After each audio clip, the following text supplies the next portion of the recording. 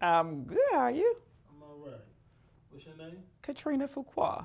Katrina Fuqua. Fuqua. Fuqua. Okay. Hey. What do you do? I'm the brand manager from Magic City. Brand manager for Magic City. Yes, been doing it for 10 years. Been in Magic for 10 years. 10 years. So that's a lot. It's a lot. I've been through a lot. I've seen a lot. Experienced a lot. Okay. But it's been all good though.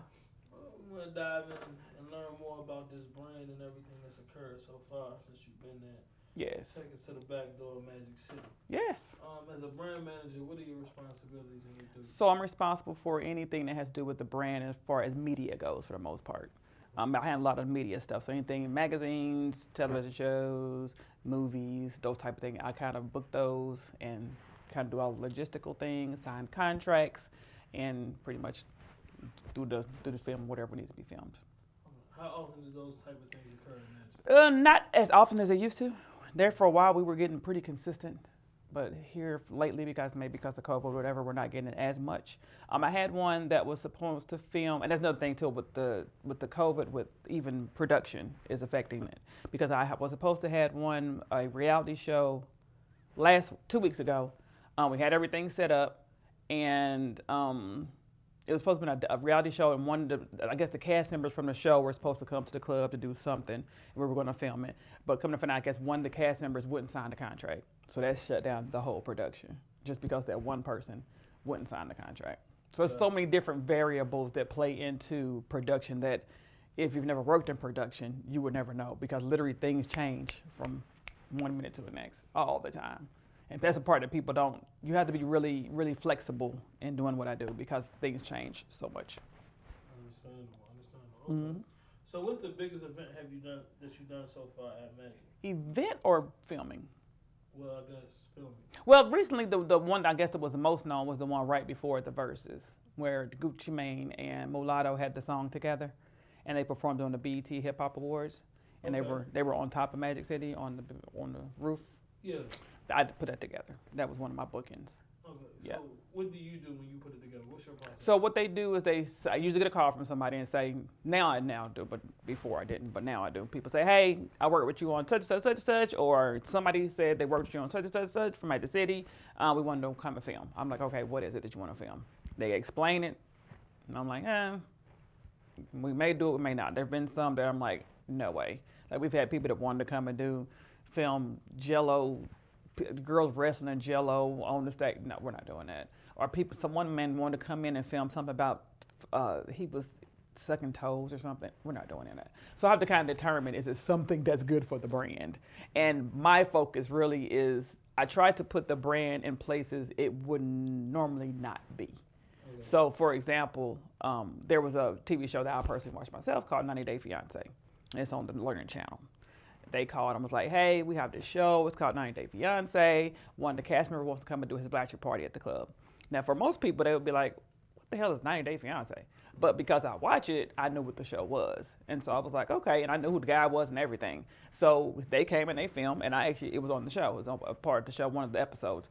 So that's a place where Magic City would never have been before. On the Learning Channel, come on now. Never on the Learner Channel. So anything that's kind of outside the box, those are the ones I kind of focus on. We've done reality shows, so I mean, we still can do them, but we kind of run our gamut on reality shows. So I try to put us in places. Oh, we've done Love and Hip Hop. We've done the SWV show. We did the wives of the Deontay. What's his name? The Wilder. They had a show. They did a scene there. We've done, it's been a bunch of reality shows. Bow Wow had one for growing up hip hop. It's been a lot of reality shows. But then we started doing a lot of food shows, which was definitely outside the realm of whatever we do. Because food shows, we have 5 shows that we did. One of them was basically just wings. Well, actually, most of them were about the wings. Okay. But Nori, he did one. He had a traveling food show where they went around to places that had the best food. And one of the places he came was Magic City for the wings. And so we filmed that, and that was pretty cool. So, yeah, the food ones were ones that were definitely outside of the normal realm of a strip club because strip club and food. But now, as we know, Magic City Kitchen is everything. So now, but that was a part of building the brand as well. As not only is it just a strip club, it's also a place you can come and get some really, really good food. So shout out to Magic City Kitchen. Love y'all. and did the food show. Nori came. Yeah, we had Young Jock came and did one with Sunny Digital. They did one. I think they actually got a couple of different dishes that they came and ate. And they just basically sat at the table and talked and ate and talked about music and all that kind of stuff. Also, shout out to Jeff, one of our kitchen managers, passed away last year. Love you, Jeff. And he was actually in a couple of episodes. Jeff was. And then we had another show that was called Underbelly, and it was a guy that again went to places that you would never think of to go to have good food. He's a white guy. He came and he did one, and we had a couple of different of our entrees, and he came and he talked about how good the food was, and so it's like it's kind of weird that you would have food shows that are based around a strip club, but we do. And those are the ones I normally book too. Like I said, I try to get things that aren't just about stripping and the strip club. I want to have something outside of just that, because the brand is the food is just as much as the brand as the club is. So, yes. So what about movies? Movies, the Trap that was on, I think it was on Netflix, and it was with T.I., Tiana Taylor, Mike Epps, and it was about, I guess, a guy that came back to Atlanta to help with his family's restaurant. And so they came and filmed the scene. There was a pretty lengthy scene actually for the movie. So if you get a chance, to Trap on Netflix, it has a really long scene with Magic City in it. And it was really cool because I got to meet Tiana Taylor and Mike Epps, and I already knew T.I. because T.I. is there all the time. But that was really cool to meet them. And she's just like she is on television. I love her. Yeah, Tiana Taylor is like, she's of a whole vibe. I mean, she's really cool. She really is. We had a good little conversation while she was waiting on her scene. We were sitting there kind of talking to each other, so she was really cool. But she's talked about how much she loved the club too. Yep. So now, what do you think? Like when people make movies about Magic City but don't include Magic City in it? Well, none of them that I've done so far have. Most of them that have come through, they've included Magic City. Now, there was a movie that was supposed to be kind of a really big movie, about a war or something, I don't know. But they didn't want to include the Magic City brand. They wanted just a strip club, but they didn't want to include Magic City, so I turned that one down. Yeah, because I'm like, what's the point of us doing it if that's branding? That's my job, is to brand the club. So why would I do something that doesn't include the brand of the club? Good. Yeah, so we didn't do that one. Gosh, okay.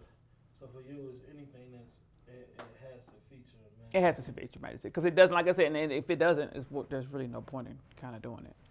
So through your job, what celebrities have you worked with? So working with, what I normally work with is the production companies normally, but when it's time to film, I'm there on scene when it's being done, so I'm kind of there. So I've worked with Kevin Hart. He had a comedy show, and they did like a little round table, and they did it at Magic City. Rick Ross, we did his show he was looking for a rapper, next big rapper or something like that. We did that, so I met Rick Ross. Future, we've done a couple different things with Future. He did a music video, he did a photo shoot, he's done a couple different things, Future has. Bow Wow, Rotimi from Power. Uh-huh.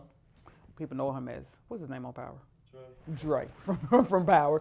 We did we should do this thing that was called Magic City Monday for our IGTV. And so he was actually one of our very first artists that we brought on. And he had a song that was out called Love 'Em or something. I think it was called Love 'Em. But I didn't even know that he actually sang. I didn't even know he was a music artist. I thought he was just an actor. But he come to find out he actually is a singer as well. Yeah. So he came, and of course, because I'm a huge Power fan, I was like, oh my God, it's Dre. And of course, on the show, you hate him on the show.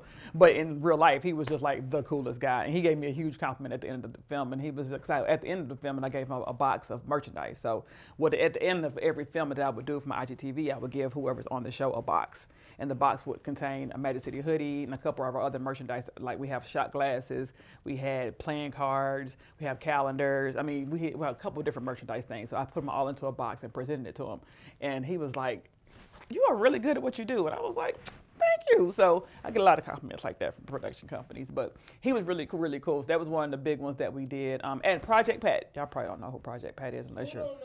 Okay, y'all know who Project Pat is? Okay, but Project Pat was cool as hell too. We did him for the Magic City Monday playlist. We did him. He was one of the first artists too that we did. He was really cool. A lot of the music artists are really cool. They're really down to earth, and they took pictures with us and talked to us afterwards and hung out with us. So those were really good. The IGTV for the Magic City Mondays was good. So okay, so you were on IGTV. So Magic City Mondays was about what? So I came up with the idea of Magic City having basically a television channel. It's the Magic City channel. So everything on the channel somehow was around, had something to do with Magic City. So on Mondays we had Magic City Monday playlist. So that we would have Nick Love. He was the host. Shout out Nick Love. He was the host on the show, and basically we could bring artists in, and we would, and the artists at some point had to have their song on our playlist. So we have a playlist on Mondays that we actually published we used to publish them on our Magic City playlist page. And so they have a playlist of different songs. So we would find somebody off of that playlist for that week, and that's what we would interview. We've done a lot of different interviews with a whole bunch of different artists. But Mondays will always be something about music. And then Wednesdays we actually had health and wellness Wednesdays because I'm an integrated nutrition health coach. I was like, hey, health is something that we don't really discuss. But people are like, Magic City doing something about health? But hey, we all need to talk about it. So I'll bring in people that had to do with health and wellness. We would have an interview. I've had Dr. Sanford from Breakfast at Barney's. He's the co-owner of Breakfast at Barney's. He's also a chiropractor. He came into the session and talked about the importance of chiropractic care. We've had a massage person come in. I went and did the what do you call them? Farmers market. I went and did a whole thing at the farmers market and interviewed people at the farmers market because they actually bring their goods to the actual outdoor farmers market. It's not the one you go inside a building. It's actually outside. And they bring their goods, and I interviewed people about their goods. So that was the Health and Wellness Wednesday. And people would be like, wait a minute, Magic City was the health and wellness? But hey, it's something we all need to know about.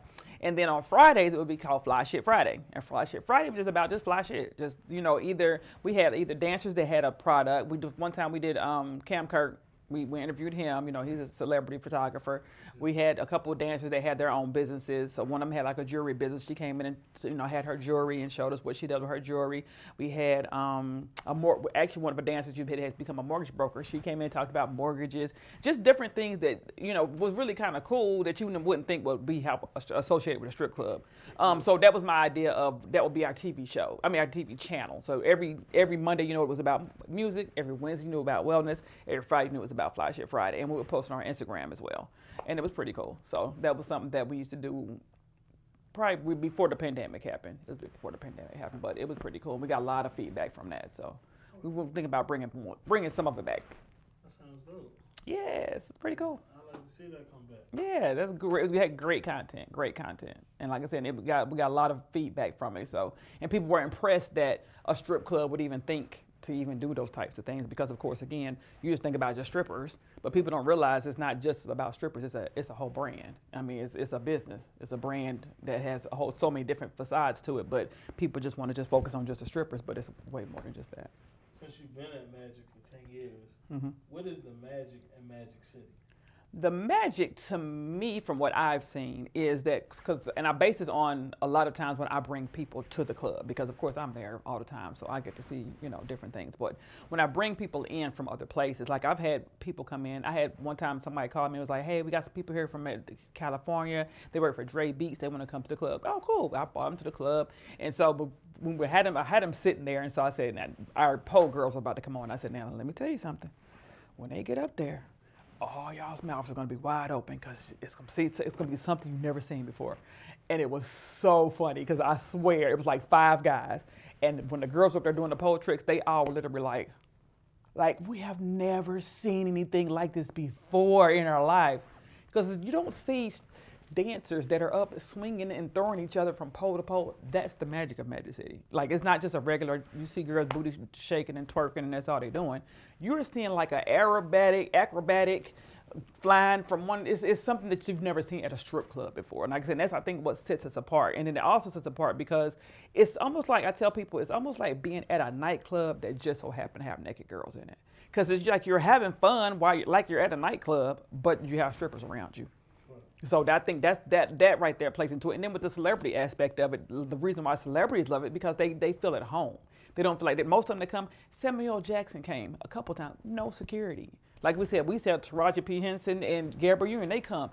They don't bring security because it's like they're at home. They're with their people. They feel safe. So I think that's a big part of the magic and the fact it's been around for so long. And then everybody just knows who Magic is. Magic they support Magic as a person. So that's what the magic is to me, is that it's like coming home like a Cheers almost, if y'all know what Cheers is.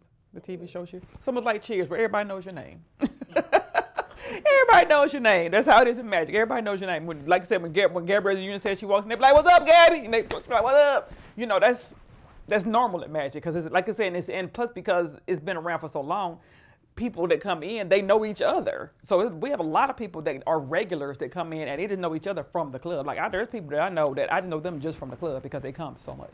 Yes. Yeah, because it's Magic. And for being there for so long, what's your I guess funniest or craziest Magic City story? Oh Lord, Jesus, have mercy. What's the craziest? I don't know if I have any just crazy. The craziest. Oh, well, it didn't happen in the club. It happened. Well, I can't even talk about that. No, we can't even talk about that. We can't talk about that. I can't talk about that. It was Wolf, so we can't talk about that. It was something. It was, but that was the funniest thing. Oh, if I could tell that story, that was some funny stuff. But I can't talk about it. I can't talk about that one. But that had to be probably one of the funniest things that's probably ever happened. It wasn't even. It hadn't even do nothing with the club at all. Nothing to do with the club at all. It had to do with just. And if anybody know who Wolf is, y'all can only imagine what it was that had to do with Wolf. So, yeah. But in the club, I don't never anything that was anything that was crazy happening in the club. Nothing crazy. What's the biggest celebrity you ever seen in the club? Drake. Yeah, he came in, and that was another thing that we did. I don't know if y'all knew that we did something called Future City. Future had came and got the club, and everything literally that night changed from Magic City to Future City. I mean, literally to the front of the building, they covered up the word Magic with Future. Everything that was in the club said Future City. We have shirts. All the waitresses, bar staff, everybody, security, everybody had on a shirt that said Future City. So I think it was the last day of Drake's tour here in Atlanta. And it was Future's birthday weekend. So Future, like I said, had bought the club out, and he had invited Drake there. And so a lot of people knew that there was a big celebrity coming. They didn't know who it was. So, of course, when he came in, they were like, "Oh, my God, it's Drake." You know, it was a big deal because it was Drake. But he's about the biggest one. The grassy Drake, this Young Money Drake, this OVO Drake. I just know he's Drake. I'm 50. How long ago was this? About 3 years ago. 3-4 years ago. Drake. Yeah, Drake. Yeah, the original Drake. Like, yeah, the old school Drake. Yeah. No, Rich Drake. Rich Drake. Yeah. He was really cool. But he still wanted to be, you know. And now he was one that came in very security that he didn't play. Like his security called in advance, and I had never had that before. Like we have literally never had that before, where his security called ahead of time to arrange things. But that's actually the only celebrity I've ever known that's done that. I heard he had wired money before he got there. He had to do a lot of stuff before he got there, and it was just like, we don't do this for people, you know, because it's like Magic doesn't look at anybody as being like a celebrity. He doesn't care about that kind of stuff. But I guess for his people, it was like a big deal that he was coming. But for us, it was like, it's just another celebrity. But you know, we've had Janet Jackson to come, so just waiting for my time. But yeah, right. But I mean, most celebrities come, they don't come with security. Were you there when Kevin Hart was there? But after when the club was going on? Yeah. No, I wasn't there. No. We talking about when he ran to his wife there? What you talking about? You didn't hear that story? What's the story? That he ran into his wife at the club in Magic City, his ex-wife. He ran into his ex-wife at the Magic City. They were there at the same time on the same night. And that was when they were really kind of going back and forth with each other. How did that? They became a big story. It just became a big thing because they were in the same club at the same time. Really? Mm-hmm. Okay. Mm-hmm. And that came from the reality show. That picture. He had a reality show. That I said it had the comedians.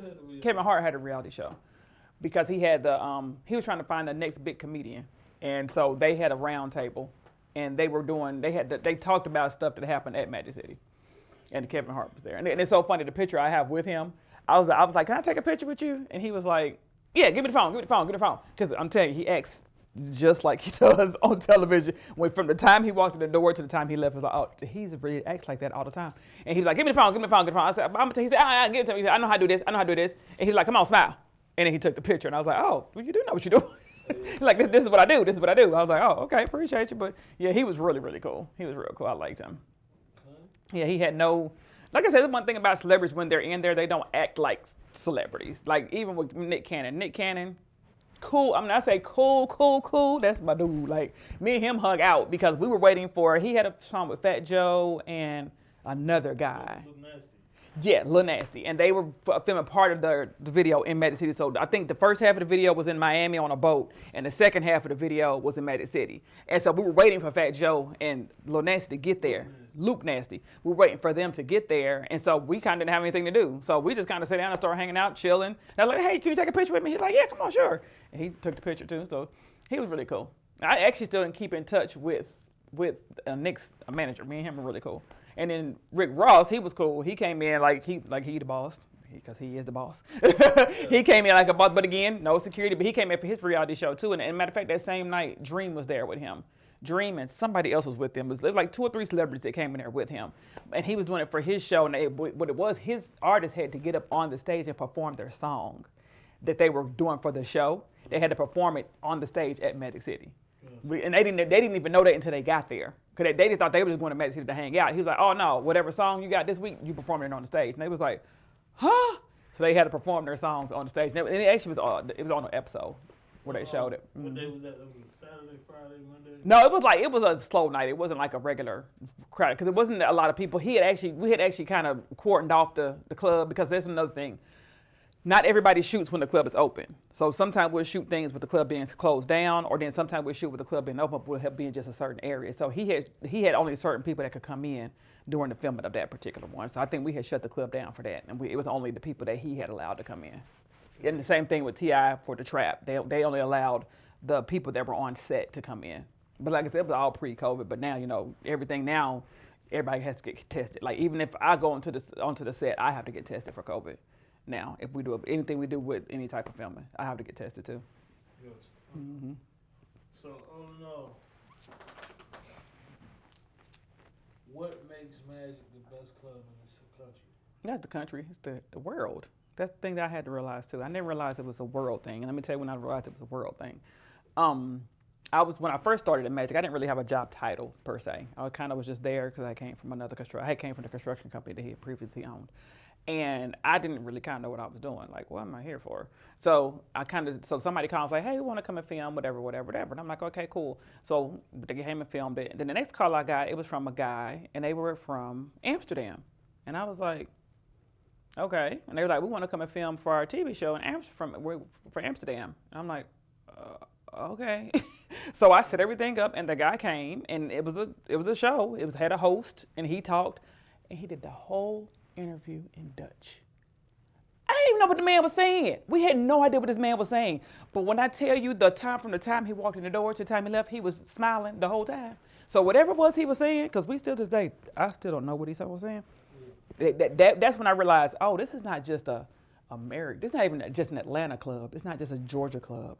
It's not even just an American club. This is an international club. So when we got that Amsterdam thing, that was what opened my eyes to, oh, this is way more than what I thought it was. We've had a documentary that was done for London. We had a production crew that came from London. They came twice.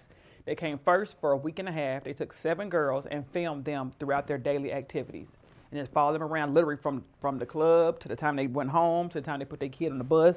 They filmed them at the grocery store. They filmed them at the laundromat. They filmed them wherever they were doing. The whole point of the show was to show that they are just dancers. They're regular people who just work in the nightlife. And so they did that in London. Then they came back 3 months later and filmed the follow-up. And so that was actually shown in London. And what I didn't know is in London, he explained to me, he'd be like, in America, you'll have regions. He said, in London, we don't have that. It's the whole country. He's like, so where maybe somebody may show something in the Southeast region and everybody else won't see it. He said, in London, everybody sees it. He's like, so there's literally going to be millions of people that are going to see this documentary. I'm like, huh? And now our biggest base of customers that are international are from London. Because even when the 2 guys that came to do the filming, they were just like, when they told people what they were coming to America to do, they were like, all their friends were like, you're going for Magic City, oh my God. I'm like, how are these people in London? But like I said, it's an international brand. It's no longer just an American brand. It's definitely international. And we've had a French radio DJ come in. He's like a big, huge French radio guy. He came and did an interview. We had a guy named AJ Tracy. He's really big up in the UK. He's kind of like the Drake of the UK. He came and filmed his music video at Magic City. He was really cool too. That was a whole London production crew. So yeah, it's not even just about just America. It's international. Like I said, and I did that on purpose. again, because like I said, I wanted our brand to be in places it normally would not have been. So for us to be in other countries that's like that, that's an accomplishment for me.